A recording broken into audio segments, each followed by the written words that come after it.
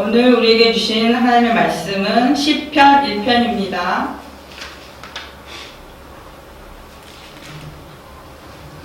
함께 시편 1편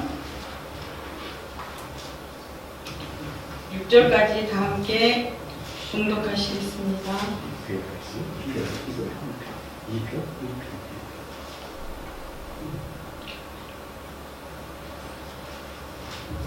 복 있는 사람은 악인들의 꾀를 따르지 아니하며 죄인들의 길에 서지 아니하며 오만한 자들의 자리에 앉지 아니하고 오직 여호와의 율법을 즐거워하여 그의 율법을 주야로 묵상하는도다. 그는 시냇가에 심은 나무가 철을 따라 열매를 맺으며 그 잎사귀가 마르지 아니함 같으니 그가 하는 모든 일이 다 형통하리로다.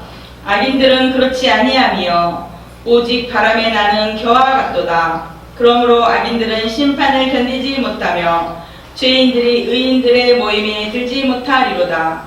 무릇 의인들의 길은 여호와께서 인정하시나 악인들의 길은 망하리로다.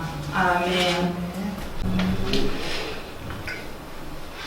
말씀 펴놓고 이 말씀 이렇게 말씀 순서부터 은혜 나누고 얕아서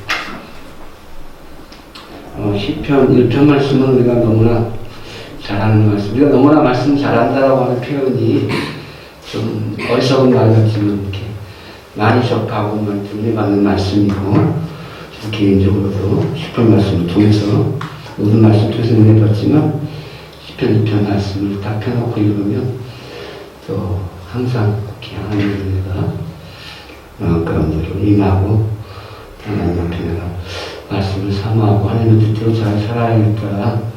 내 삶을, 또 내 삶의 영역 안에서 하나님의 뜻대로 잘 살고 있는가 돌아보는 그런 거울과 같은 그런 말씀입니다. 1절부터 6절까지 말씀이 되어 있는데요. 1절부터 2절은 조금 소극적인 측면에서의 어떤 독이라고 이야기할 수 있어요. 무엇을 하지 않아야 한다는 거. 이런데, 복 있는 사람은 악인의 길을 쫓지 않아야 한다. 그죠? 악인의 길을 쫓지, 복 있는 사람이 악인의 길을 쫓지 않아야 한다. 라고 이야기하고 있고, 또, 죄인의 길에 서지 아니하여야 한다. 복 있는 사람이 죄인의 길에 서서, 세상 사람들은 죄에 지으면서 적당히 법을 이용하면서, 여러분 법을 어기는 사람이 잘못하는 것 같아요? 법을 지키는 사람이 잘못하는 것 같아요? 이렇게 물으면 뭐라고 얘기하시겠어요? 법을 어기는 사람이 잘못된 사람 같죠? 법을 어기는 것은 잘못된 거예요. 근데 그렇게 단적으로 흑백의 논리로 법을 어기는 사람이 잘못한 사람이고, 법을 지키는 사람이 정당한 사람이고 선한 사람이고 맞는 사람이다라고 하면은 또 그것이 꼭 그렇지만은 않아요. 어떤 사람이 법을 잘 알아가지고 법을 이용해서 편치를 취하고 다른 사람들을 속이고 기만하고, 그래서 그는 법의 테두리를 잘 지키면서 이용해서 자기가 하는 법을 이용해서 사기를 치고, 그죠? 그런 사람은 법을 자기는 잘 지켰다라고 얘기하면서 자기는 법을 어기지 않아. 이것이 맞아요. 당신이 법을 몰라요? 법대로니까 너무 억울한 거예요, 이 사람이. 근데 법이 그러니까. 그 한편은 선량한 사람, 정말 순진하고 착하고 순진무구한 사람이 있는데, 그 사람은 사람들이 말하기를 법이 없어도 살아갈 수 있는 사람. 법이 어떤 이것이 옳다고 하지 않아도 자기의 선한 양심으로 살면서 남에게 해를 지키지 아니하고 무엇을 지켜야 하고 남에게 해를 끼치지 아니하고 성실하게 살아가는 사람인데, 어떤 계약 관계나 어떤 금전적인 문제나 선한 마음으로 해주고 그 사람이 돈덩이를 씌우고 법을 이용해서 알고 보면 이 사람이 범법자가 되어 있는 거예요. 그 법을 이 사람 지키진 않았지만 이 사람이 약한 사람인가요? 그렇지 않죠. 좀 어리석을 수는 있었지만은, 그래서 우리가 세상의 논리로는 그것이 하나님의 기준에서라든가 이런 것도 좀 다르다는 것을 좀 우리가 알아야 할 필요가 있다고 하는 것입니다. 그렇게 죄인의 길에 악인의 길을 쫓지 아니하여야 하고 죄인의 길에 서지 아니하여야 하고 오만한 자리에 있지 아니하여야 한다 라고 이야기하고 있어요. 이것을 1절의 말씀을 가르쳐서 우리는 하나님의 복을, 하나님 앞에 복이 있는 자의 어떤 그 소극적인 모습이라고 이야기해요. 소극적인 모습에서의 어떤 교훈적인 내용이라고 할 수 있어요. 이렇게 하지 말아라, 저렇게 하지 말아라, 이렇게 얘기하는 것이죠. 여러분, 어떤 생각이든지, 어떤 일이든지 처음에 조그만 생각에서 시작되는 것 같아요. 여러분 어렸을 때 거짓말 해보셨어요? 거짓말 해보셨죠? 거짓말 안 해본 사람 없어요. 지금도 또 거짓말을 우리는 많이 해요. 하루에 몇몇 번씩 거짓말. 아니, 나빠서가 아니라 그것을 거짓말이라고 단적으로 표현해서 그렇지, 지혜롭게, 또 적당하게, 또 소금으로 우리가 적당히 맛을 내기 위해서 어떤 그 모임에서 적당한 사기를 치고 남에게 불이익을 주고 자기의 이익을 편취하고 이런 거짓말은 안 되겠지만, 거짓말을 해야 한다 안 해야 된다 이렇게 하면은 물론 좀 그것도 복잡해지지만, 오늘 제가 입은 옷 어때요? 라고 물어보면 뭐라 그럴 거예요? 멋있어요. 이렇게 얘기하잖아요. 그 거짓말이 있는지 알고, 거짓 100% 진심이 아니더라도 우리는 그렇게 표현을 해요. 그 은혜로운 표현이라고 얘기하고 이렇게 하는 거고, 서로 덕을 세우는 거지. 그걸 거짓말이라고 얘기한다면, 그거 당신 별로예요. 자기 딸이 심혈을 기울여서 딱 옷을 입고 나왔거나 아니면 누구에게 선물을 받았거나 아니면 딱 제가 골랐는데, 사람마다 그 취향이 다를 수도 있으니까 저 사람에게 좀 안 어울릴 수도 있고 이럴 수도 있는데 그렇게 말 못하잖아요. 교회에 갔어요. 근데 집사님 한 분이 머리를 해가지고 목사님 저 오늘 머리 새로 했는데 그런 곤란한 질문을 받으면 좀 곤란해지지만 저 머리 어때요? 머리가 제가 볼 때는 전에 원래 기부했던 머리가 훨씬 잘 어울리는 것 같아요. 머리만 생뚱맞게 이상하게 했는데 전체적으로는 부드러워요. 그거 어떻게 해요? 진실인지. 제가 하나 있는 사람이기 때문에, 목사이기 때문에 진실되게 말씀드리겠습니다. 이 머리는 집사님에게 꽝입니다. 이렇게 얘기할 수 없잖아요. 그럼 집사님 다음 주에 기회 안 나오시죠. 그죠? 이렇게 그런 것들 우리가 법을 지킨다 안 지킨다, 말을 거짓말이라 아니라 이런 걸로 판단하기는 어렵다. 그 마음에 사랑을 품고 하는지, 덕을 가지고 하는지, 어떠한 마음속에 뿌리를 두고 하는 것이가 중요하다는 것에서 1절의 말씀을 보면, 그래서 우리 생각이 중요한 것 같아요.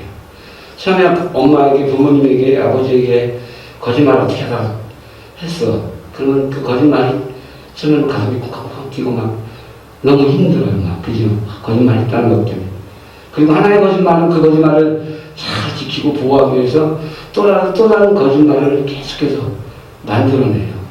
그렇기 때문에 이 거짓말이 그냥 하는 게 아니라 내가 이 위기를 모면하려면 아버지한테 이렇게 얘기하면 혼나지 않겠다고 막 꾀를 짜내는 거예요.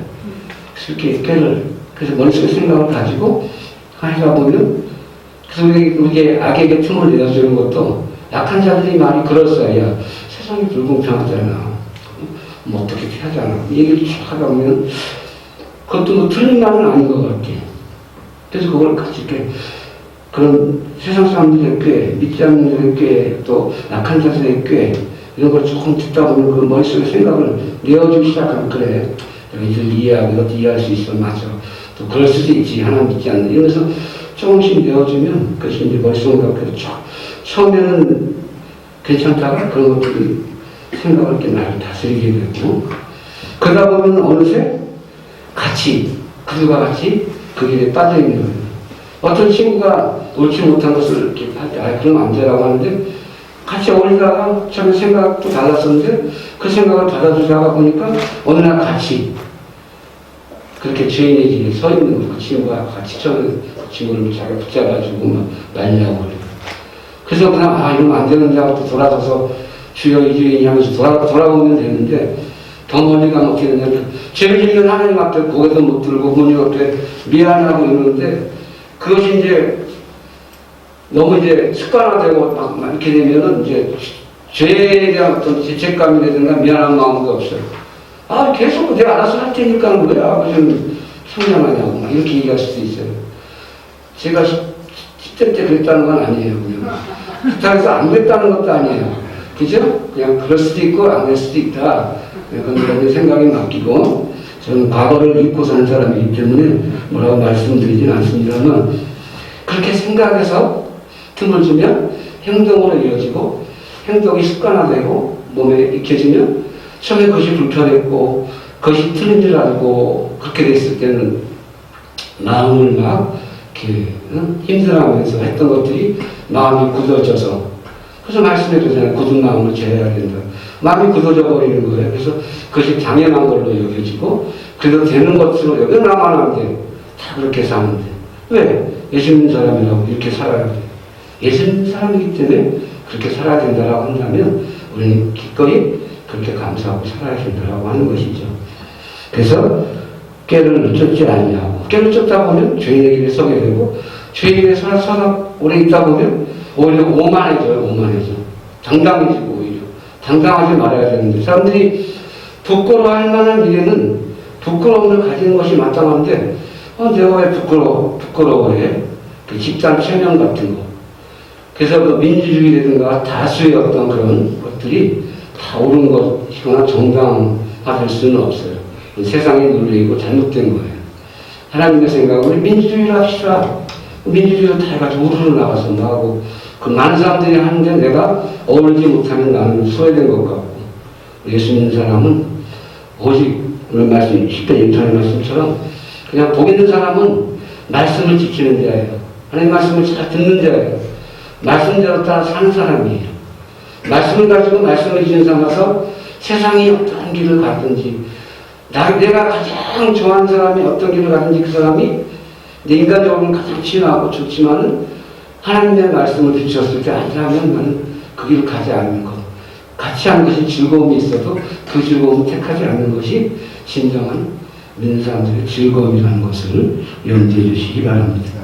그래서 1절의 말씀을 통해서 우리가 복 있는 사람들의 어떤 소극적인 태도를 살펴볼 수 있어요.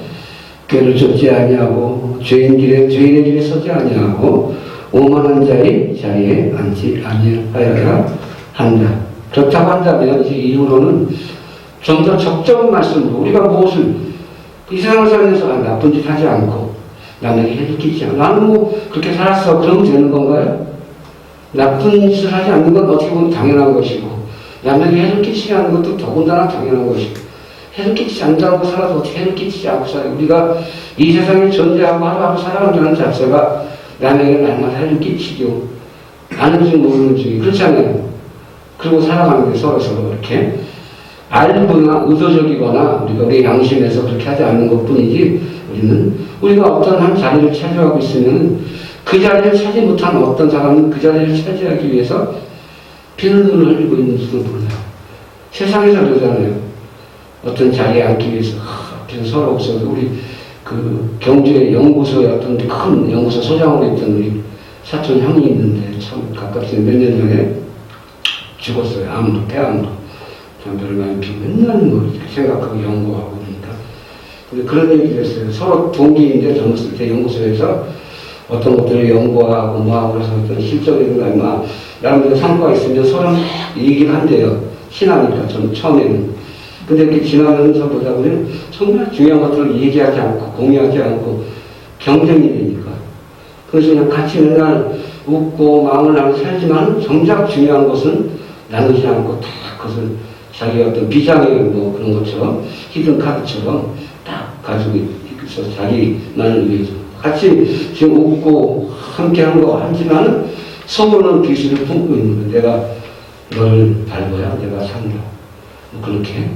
그 세상의 논리입니다. 세상의 이치이죠. 그런 세상에서 우리는 빛처럼 살아야 되고 소금처럼 살아야 되는 존재이기 때문에 얼마나 어렵고 마음이 무겁고 그렇겠습니까만은 그래도 우리는 하나님의 말씀을 지키면서 외롭고 힘든 길 갈지라도 갑니다. 이 길을 하면서 가야 한다라는 것입니다. 그래서 2절부터 보면은 오직 여호와의 율법을 즐거워하여 그 율법을 주야로 묵상하는 자. 정말 진정한 복은 무엇을 하지 아니하고가 아니라 여호와의 율법을 즐거워하여 그 율법을 주야로 묵상하는. 하나님의 말씀을 즐거워하고 날마다 묵상하면서 그 말씀을 지키고 말씀의 뜻이 어떠한가를 상고하고 그 말씀대로 내가 오늘 하루 살아가려고 애쓰고 힘쓰고 수고하면서 또 말씀대로 눈물로 씨를 뿌리면서 또 연배를 거두며 살아가는 그런 삶이 복 있는 사람이라고 이야기하고 있습니다. 시편 1편 말씀 전체적인 말씀을 통해서 우리가 함께 복 있는 사람, 말씀을 지킨 자의 복이라는 그런 제목으로 말씀을 나누시면 이 말씀 지킨 자의 복이 어떠한가 여러 가지 시편 전체에도 나와 있고 성경 말씀에도 많이 나와 있으면 특별히 119편에 보면은 쭉 나와 있어요. 엄청나게 긴 100몇십 구절이 있는 그런 말씀들이 있지만 그 가운데 11편 한번 찾아볼까요? 119편 여기 말씀 저는 길게 하지 않으니까 이렇게 찾아봐도 될 것 같아요. 119편 11편 한번 찾아보실래요?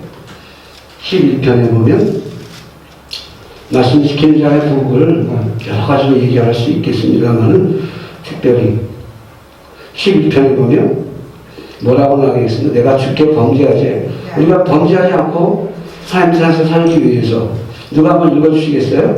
11편 11절 내가 주께 범죄하지 아니하려 하여 주의 말씀을 내 마음에 두었나이다. 아멘. 그래서 우리가 하나님의 말씀을 지키고 하나님의 말씀을 지키는 자의 복을 우리가 누리며 살아간다라고 하는 것은 정말 우리가 하나님 앞에 범죄하지 않기 위해서 우리는 말씀을 가까이 하고 말씀을 지키는 자의 복으로 살아갈 수 있다고 합니다. 말씀을 가까이 아니하면서 우리가 하나님의 뜻을 지키고 헤아리고 깨닫고 그렇게 살아갈 수는 없어요. 여러분 그 구약시대나 신약시대 때는 말씀을 가까이 하기가 너무 어려웠어요. 그렇지만은 역설적으로 그들은 말씀을 가까이 했어요. 왜냐하면 사모하는 마음이 있었습니다. 왜 그런 사모하는 마음이 있었냐면 지금처럼 이렇게 성경이 이렇게 있지 않아요. 우리 집에서도 이렇게 있다가 성경이 한쪽에 있다 보면 어제 저희 교회가 주일날 대청소를 했는데 성경이 이렇게 막 여기저기서 이렇게 제가 성경을 몇 권을 주었는지 몰라 이렇게 떨어져 있고 버릴 수밖에 없는 그런 상황에 있는 성경도 있고 아마 집에서도 어떤 사람 교회할 때 이런 사람이 막 50% 정도가 그런다는데 주일날 예배가 끝나고 말씀이 딱 끝나면 성경이 딱 덮이면 그대로 덮여있다가 다음 주일날 그렇게 해요. 주일날 교육이 성경이 어딨지? 이렇게. 그럼 좀 나은 사람은 그래도 또 성경을 항상 한 자리에 놔둬요. 그건 조금 나지. 그리고 나서 딱 교회 가서 딱 본문을 열 때 한번 피는 어떤 그런 성경이 들어요. 성경이 말씀이 우리가 늘 가까이 할 수 있고 얹고 펼치고 읽을 수 있고 하나님의 뜻을 살피고 그렇게 묵상하며 말씀을 가까이 할 수 있지만 지금 시대에는 그렇지만 정말 내가 사모하는 마음으로 정말 가까이 하는 사람이 아니면 아무리 가까이 있어도 그치 마치 홍수가 나서 물이 범람해도 정말 목이 가서 생수 한 모금을 마셔야 하는 거. 우리 홍수 났을 때 그 물을 마실 수는 없잖아요. 이 말씀도 여러 가지 우리가 말씀을 들을 수 있는 모든 상황 가운데 홍수같이 우리 주위에 범람이 있어도 우리 각자가 하나님 앞에 말씀을 사모하고 말씀을 듣고 지키고 깨닫고 말씀을 들으며 지키며 살아가는 그 복이 어떠한지를 알고 사모하는 마음으로 말씀을 보려고 애쓰지 않냐면 말씀에 아무리 가까이 있어도 내가 마시는 물이 아닌 홍수로 범람하는 그런 물에 그치고 만나는 사실입니다. 그래서 구약시대나 신약시대에는 말씀을 가까이 할 수가 없어요. 그래서 사모하는 마음으로 성전에 모여서 혹은 회당에 모여서 말씀을 선포하거나 제사장들이나 말씀 있는 자들, 낭독자들이 와서 말씀을 낭독하면 그것을 들으면서 사모하고 함께 집에서 기도하고 그 말씀을 듣고 마음에 새기면서 하루하루 살아가면서 그 말씀대로 살아가기를 기뻐하고 그렇게 그래서 말씀을 마음껏 읽을 수는 없지만 말씀을 가까이 하고 마음에 새기고 그렇게 말씀 지키는 자의 복의 삶을 살아가려고 했던 그들이었다라고 한다면 요즘 시대에는 우리가 정말 개인적으로 우리가 깨어서 말씀을 찾고 먼저 그 나라와 의를 구하는 어떤 그런 신앙의 모습으로 항상 말씀을 사모하고 말씀으로 하루를 비치고 말씀으로 마치고 기도로 하나님을 또 앞에 기도로 하며 말씀을 읽고 삶 가운데 그 말씀대로 적용해 살아갈 때 말씀을 지키며 사는 자의 복을 누리게 될 줄로 믿습니다. 119명의 말씀 지킨 자의 복을 또 첫 번째로 우리가 범죄하지 아니하기 위해서 살아간다라고 한다면 두 번째로는 50절을 한번 읽어볼까요? 119편 50절 50절을 한번 이 말씀은 나의 곤란 중에 위로라. 주의 말씀이 나를 살리셨습니다. 아멘. 말씀이 나를 살리셨고 주의 말씀이 곤란 중에 위로. 여러분, 우리의 마음이 정말 공고할 때 우리가 살면서 여기에 정말 희노애락을 안 겪고 살지는 않잖아요. 그죠? 근데 적당한 것은 서로 나누고 위로하고 그래요. 집사님 힘내십시오. 기도하겠습니다. 하여튼 기도할게요. 이러면서 하지만은 정말 그 마음이 더 절박한 상황에 빠져 있어서 그럴 때는 아무런 위로가 안 돼요.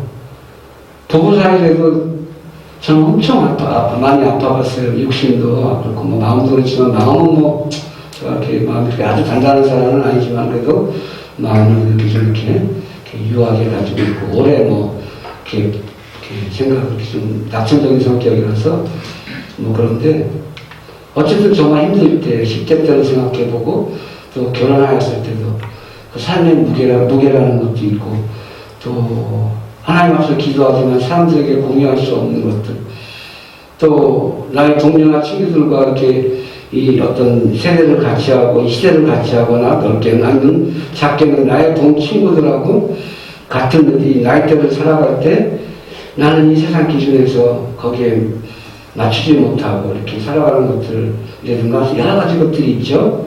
그리고 저는 이런 생각을 했어요. 저는 지금은 그런 생각을 좀 버렸는데 나는 우리 친구들을 더 많이 이해해주고 내 마음에 그들의 삶을 이해하고 인정하고 존중하고 품어주고 막 해서 하는 사람이라고 생각을 했어요. 물론 그런 중에 있죠. 친구들이 평소에는 안 찾아도 어려운 일이 있거나 대화 상대가 필요하거나 마음에 깊은 것을 꺼낼 때는 저한테 오는 친구들이 많이 있으니까. 근데 어쨌든 그리고 그들에게는 저는 이렇게 갈수록 좀 더 이해받지 못하고 좀 이렇게 그런 모습이 있지 않아요. 왜냐하면 가는 길이 다르니까 사는 모습이 다르니까 저는 이렇게 얘기하고 우리끼리는 얘기할 수 있고 이러면 그래요 목사님 이렇게 얘기할 수 있지만 그런 얘기를 다른 친구들에게 있지 않은 친구들에게 얘기하면은 친구니까 그래 하지만 한쪽 귀로 듣고 또 어떻게 그렇게 살고 또 그렇게밖에 안 돼 이런 식으로 얘기할 수도 있고 모른다는 거죠. 그것이 그런 것 속에 이렇게 어려움을 느낄 수도 있고 또 힘들 때 아플 때 여러 가지 정말 심하게 아프고 내 마음을 몰라줄 때 하나님 앞에 기도하면 첫째 매달릴 때는요 자식 몸들의 새끼라고 하면 되지 자식들도 마음을 몰라주고 부모도 모르는 것 같아요. 제가 볼 때 부모가 이 세상에서 가장 아껴주고 사랑해주는 사람이지만 부모님도 제 속을 모르고 죄송한 말씀이지만 마누라도 마찬가지고 철저히 이렇게 하나님 앞에 그래서 그때는 우리는 하나님 앞에 정말 단독자로 1대1의 어떤 단독자로서 우리가 하나님 앞에 서서 하나님 앞에 부르짖고 기도하고 눈물도 하나님 앞에 눈물로 또 기도하고 하나님 제 마음이 이렇습니다. 하나님 아시잖아요. 제 마누라도 몰라주는 님. 저는 그렇게 기도해 본 적은 없어요. 예를 들면 우리가 인간사가 그렇다는 거지 저희 집사람이 물론 그런 건 있어요. 참 내 마음을 몰라주는 반대는 안 그러겠어요? 저희 집사람이 제 와이프가 또 저를 보면서 더하면 더했지 더하진 않을 테니까 남편이지만 참 이렇게 몰라주고 있다. 그게 사람이에요. 그렇기 때문에 그 빈 공간, 이 마음의 어떤 공간 그 자리는 우리 예수님으로 채워질 수 있고 하나님의 손길로 메꿔질 수 있고 그죠?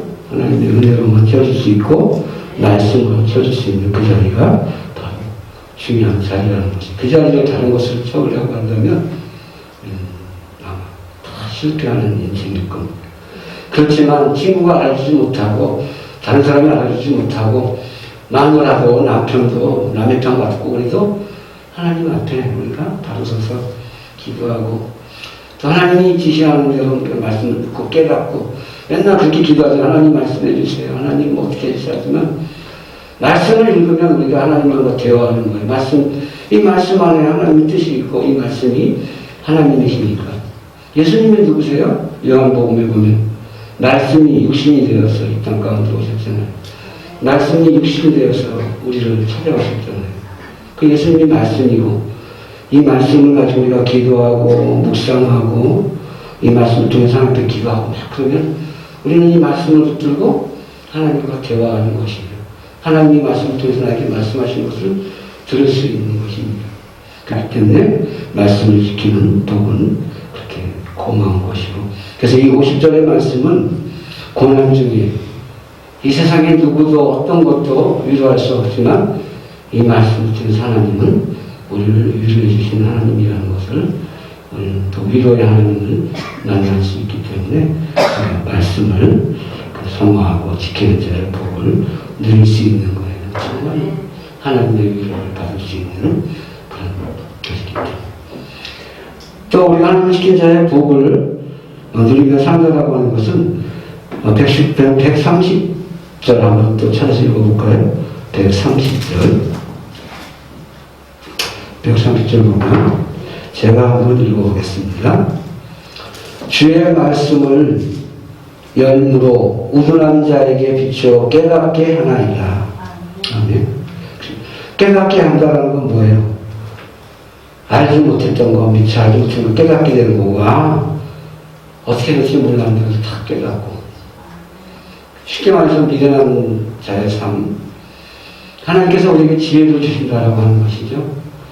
세상의 지혜에 갇혀서 사는 것이 아니고, 세상의 지혜에 목미쳐서 사는 것도 아니고, 그것과는 별도로 우리는 하나님의 지혜로 이 세상 지혜 속에서 함께 하나님의 지혜를 먼저 우선해서 하나님이 우리에게 지혜를 주신다는 것이에요.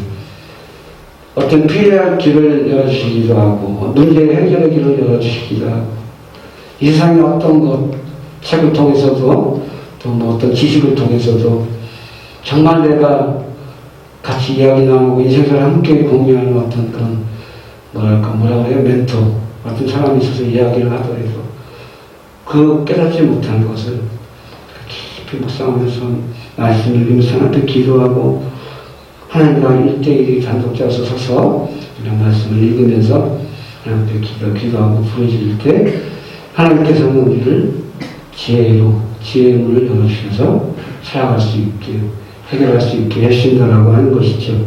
그렇기 때문에 우리는 말씀을 읽고 지키는 자의 복으로 살아갈 수 있다라고 하는 것이에요.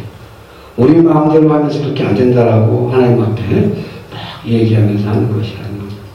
예레미야 18장인가 그 토기장의 이야기가 어디에 제가 깍지 이렇게 예레미야 18장에 보면 찾으셔도 되고 들으시면서 그냥 들으시기만 하셔도 됩니다.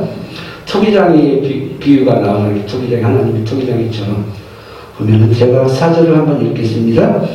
진흙으로 만든 그릇이 토기장의 손에서 파생하며 그가 그것으로 자기 의견에 손한 대로 다른 그릇을 만들더라. 토기장의 흙을 빚어서 어떤 그릇을 만들지는 토기장의 마음, 그죠?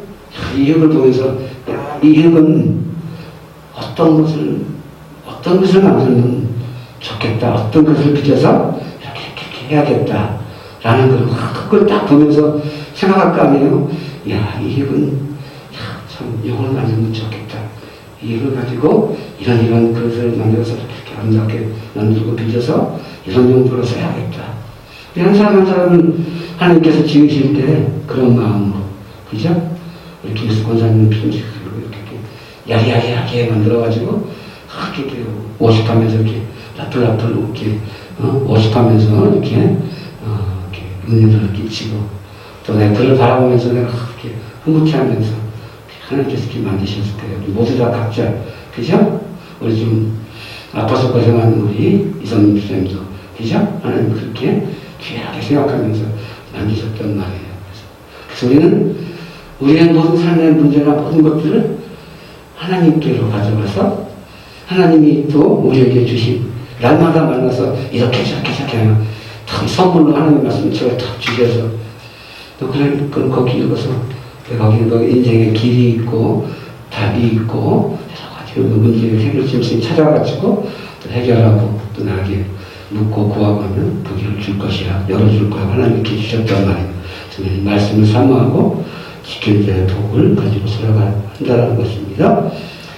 그래서 6절 말씀을 보면 이렇게 되어 있어요. 예레미야 18장에 나 여호와가 이르노라 이스라엘 족속아 이 토기장이 하는 것 같이 내가 능히 너희에게 행하지 못하겠느냐. 이스라엘 족속아 진흙이 토기장이 손에 있음 같이 너희가 내 손 안에 있느니라.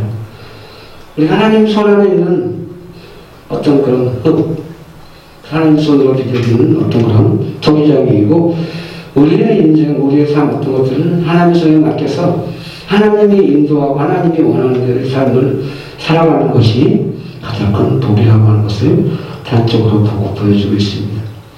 우리 함께 잠깐 찬양 중간에 우리 특별히 우리가 부흥회는 아니지만 또 이렇게 특별히 우리가 은혜 받기 위해서 이렇게 하니까 우리 토기장이 저는 항상 이렇게 삶을 하나님께서 이렇게 빚어가실 때 하나님이 나를 어떻게 빚어가실까 어떻게 빚어가는가 우리 각자가 또 대동소이하지만 또 저 사람을 보면 나는 몰라도 다른 사람의 눈에 비춰진 모습이 더 정확할 때가 있어요. 그죠?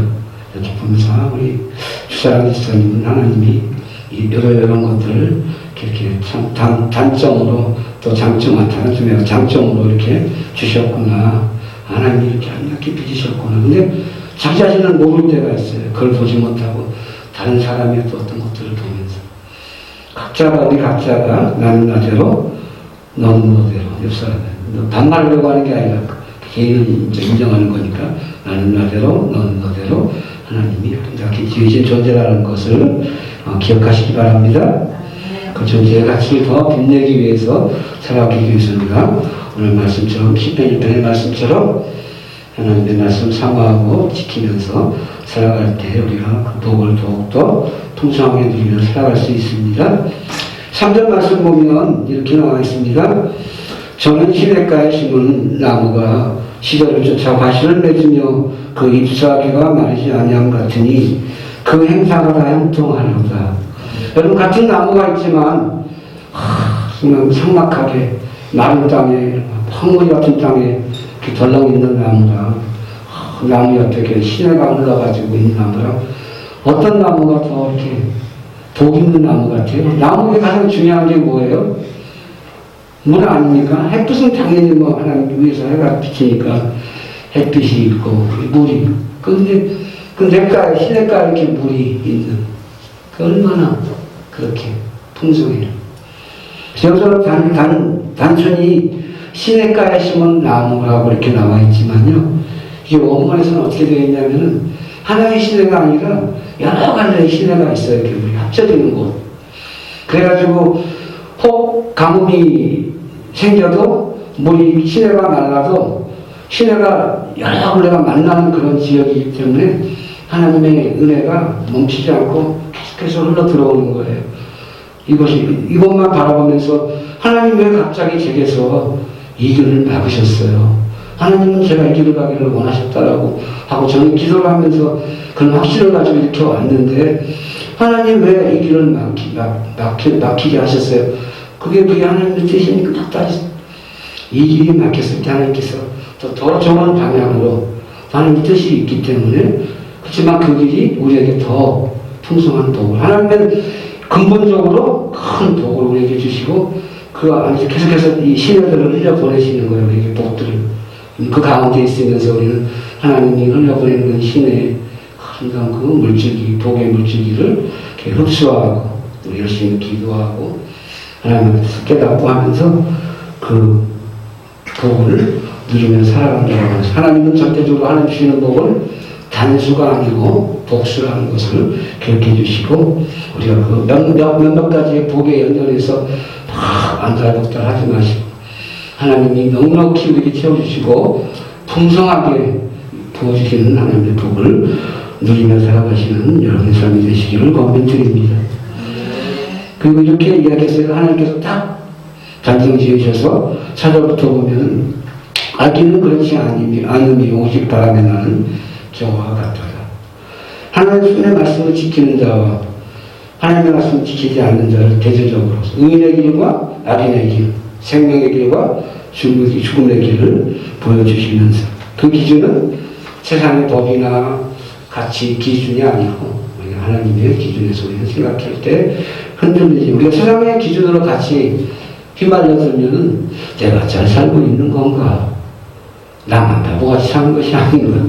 이런 생각도 할 수 있고 막 헷갈릴 수 있어요. 그 뿌리가 깊지만 하나님 앞에 튼튼하게 뿌리를 내리고 그러면 흔들리지 않는 것이죠. 그래, 너는 여전히 성, 나는 하나님 안에서의 삶이 있기 때문에 우리의 접점은 여기까지인가 보다라고 딱 하고 그 경계를 다 지키면서 살아갈 수 있다라고 하는 것이죠. 계속해서 읽겠습니다. 그러므로 악인이 심판을 견디지 못하며 죄인이 의인의 회중에 들지 못하리로다. 대저 의인의 길은 여호와께서 인정하시나 악인의 길은 남아리로다. 그래서 결국은 의인의 길, 그것은 하나님의 말씀을 지키는 자의 길이고 하나님을 사모하는 자의 길이고 하나님의 뜻대로 사는 자의 길이라는 것이고 그것이 복 있는 자의 길이라는 것이고 복인 자의 삶이라는 것이고 그래서 세상의 기준이 아닌 하나님 앞에서 우리가 기준으로 봤을 때는 하나님을 믿는 것 그리고 하나님 앞에 살아가면서 우리가 하나님의 뜻대로 살기 위해서 말씀을 듣고 지키고 행하고 예배 때는 열심히 말씀을 듣고 아멘. 우리는 참 뭐랄까 탄력적으로 이제 훈련이 많이 되어 있어 몸에 되어 있기 때문에 아멘 그럼 할렐루야 어떤 찬송을 하면 탁탁탁 나오고 물론 저 북한에도 보니까 우리보다 더 잘해요. 중국도 보면 막 탁탁 막 이렇게 그게 막 함께 하나 되어서 같이 좀 더 잘하겠습니다. 설교 너무 긴가요? 저는 짧게 한다고 하는데 끝내려고 하는 사람이 어떤 사람인지 모르겠습니다. 어쨌든 간에 그래서 우리가 그렇게 일사불란하거나 이렇게 하는 것도 중요하지만 탄력적으로 그냥 습관적으로 잘못하면 그것이 그렇지만 우리 마음속에서 박수를 치던 손을 들던 표현하는 것은 굉장히 중요해요. 제가 섬기는 교회는 너무 얌전한 사람들이 많아서 저도 좀 얌전하잖아요. 사람이 좀. 그렇기 때문에 이렇게 표현을 잘 못해요. 찬양하면서 우리 좀 보함을 지릅시다 이래도 잘 안 들리고 저 혼자 지르고 있어요. 항상 뭐 어떤 생각할 때 저도 많이 지르지는 않지만 어쨌든 그래서 그 교회 분위기가 있긴 하지만 어쨌든 여정은 좋잖아요. 다 표현할 수 있잖아요. 춤을 출 수 있고 박수 칠 수 막 할 수 있고 그것이 좀 머쓱하고 저 같은 사람은 잘 못하니까 그럴 수도 있지만 그래도 그렇게 마음껏 하나님 앞에서 우리가 어린애같이 좀 그게 제일 좋아요. 제가 말씀드렸지만 하나님 앞에서는 우리가 다 아이잖아요. 아버지니까.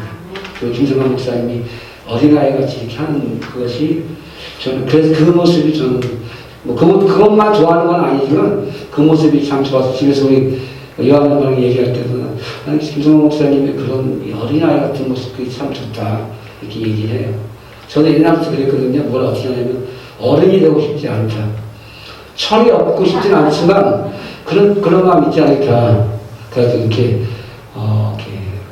아이처럼 그렇지만 이렇게 우리가 어른의 옷을 입고 있기 때문에 체면도 차리고 이렇게 하고 그렇지만 마음속에 그냥 좀 아이 같은 마음을 평생 버리고 싶지 않다.